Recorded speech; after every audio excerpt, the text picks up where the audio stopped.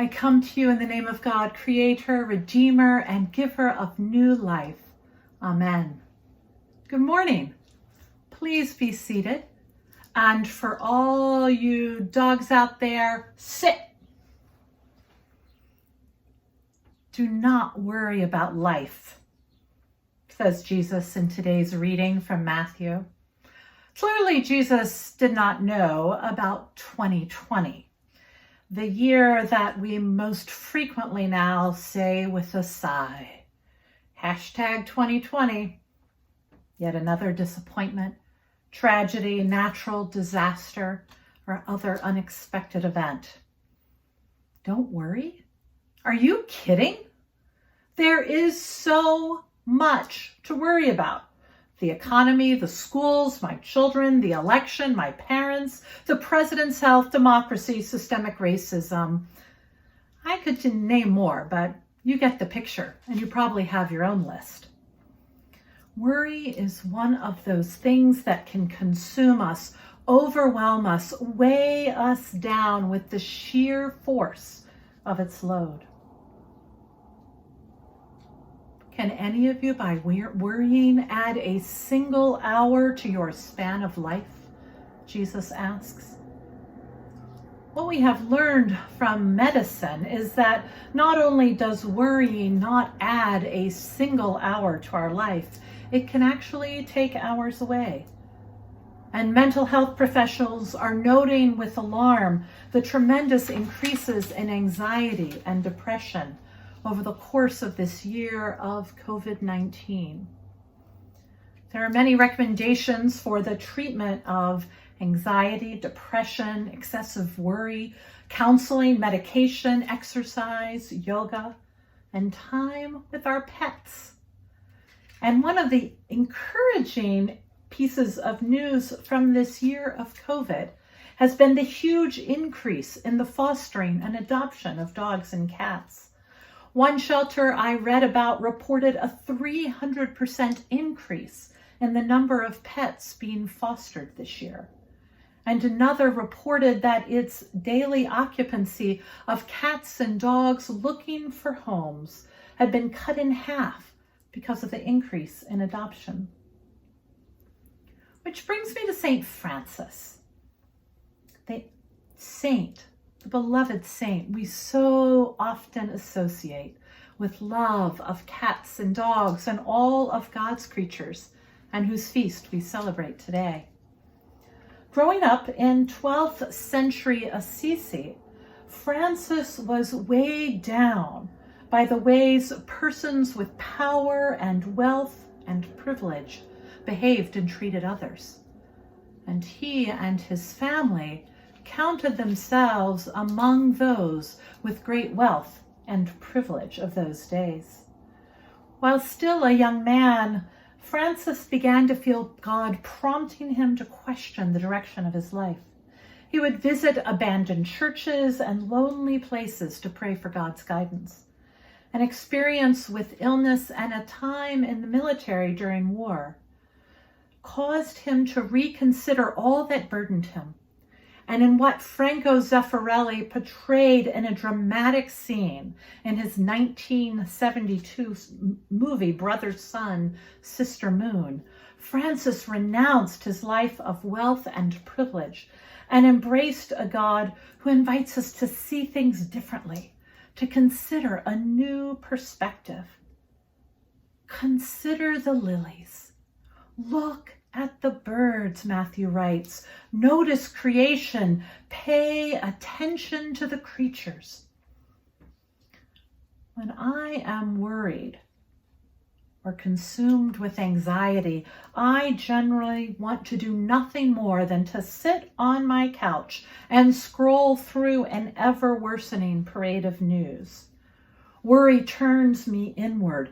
The worry of how I'm being seen or perceived can blind me to seeing God's love for me and for us and for all of God's creatures and creation.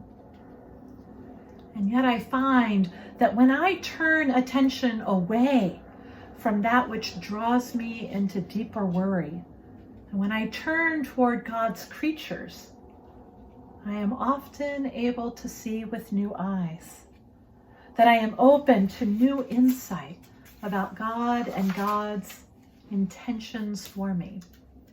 And my furry creatures at home, Willow and Avril, help me to leave behind those worries that can paralyze, as they nudge me each morning with longing eyes and insistent noses to invite me to pay attention to them.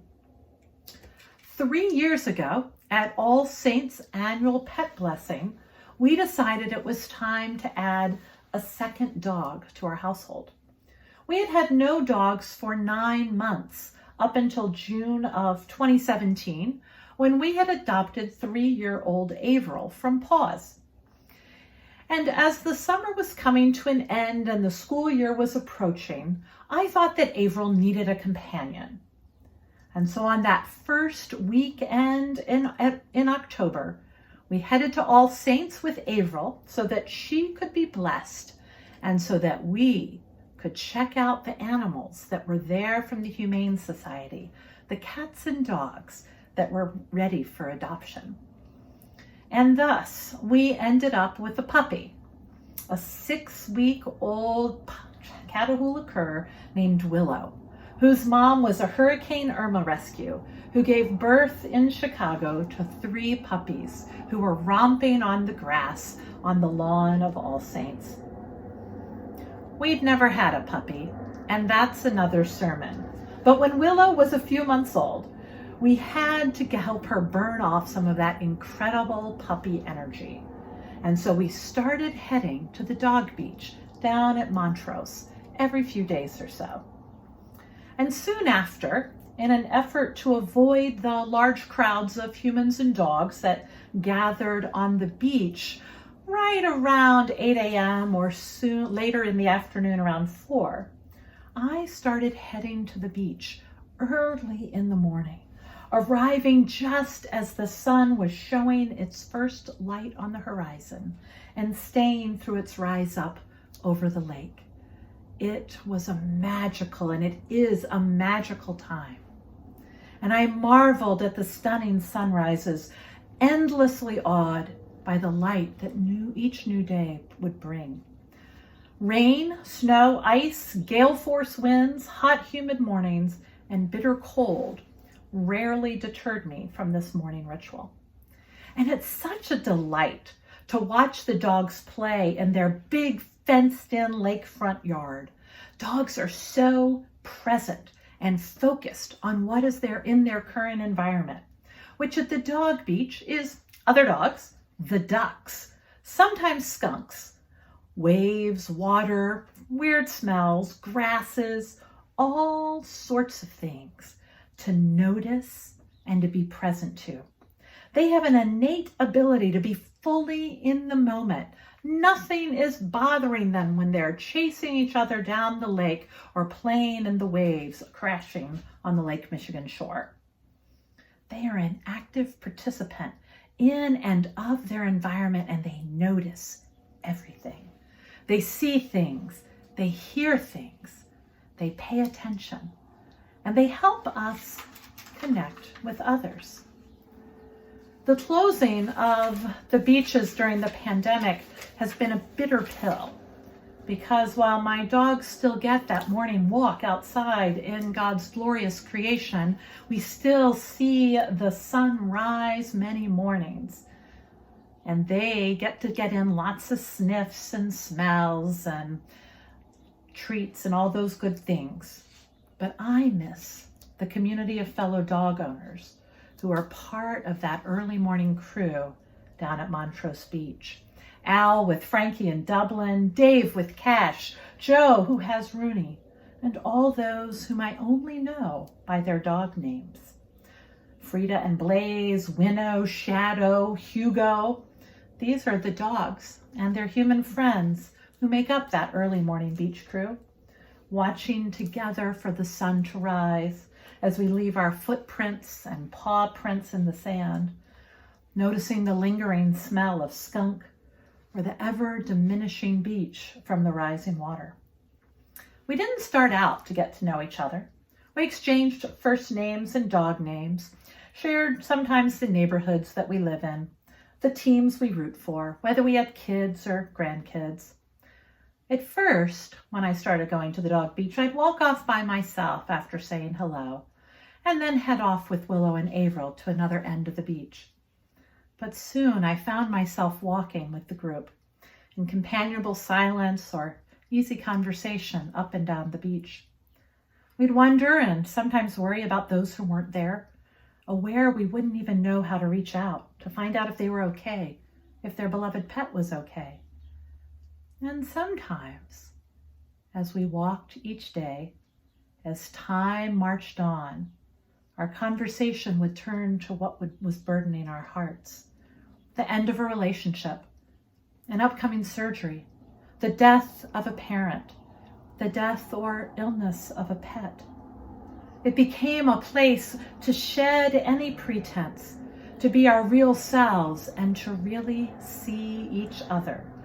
This motley crew of folks whom may not gotten to know each other without the companionship that our dogs provided. Our dogs and God's wondrous creation on the shores of Lake Michigan provided the vehicle to deepen relationships and to great caring. We've been scattered during this pandemic, exiled from the shores of Lake Michigan to neighborhoods and forest preserves, to a loss of connection. Yet I know we'll return. I've managed to find one beach friend, Dave, thanks to Facebook, and I learned that his family adopted a second black lab. Through Dave, I learned that Al's beloved dogs, Frankie and Dublin, both died in the last 6 months. And this week I was able to connect with Al and learn about his plan to adopt a 2-month-old shepherd pup. And there's been something about this reconnecting, the sacredness of renewing relationship, that has brought me such hope this week. That's what our animals bring us. That is what St. Francis and what Jesus invites us to do today.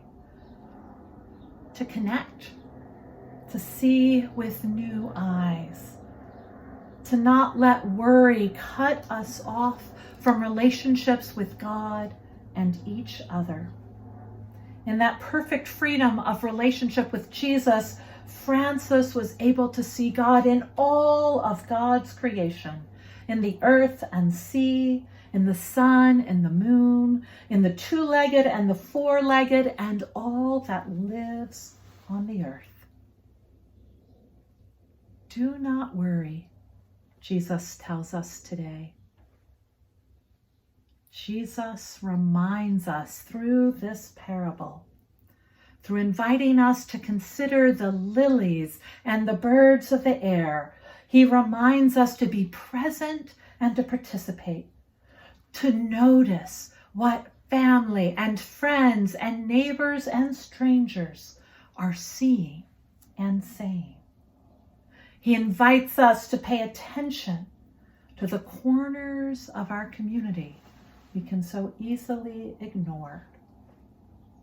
And our pets are sometimes a vehicle for that. These dear, beautiful pets we've brought here today for a blessing can nudge us into remembering to see the world with open eyes and open hearts. And may their warm noses and kind licks and gentle kisses lead us into a recognition of God's glorious creation and God's invitation to us to lay down all that burdens and worries us and bring those to God. Amen.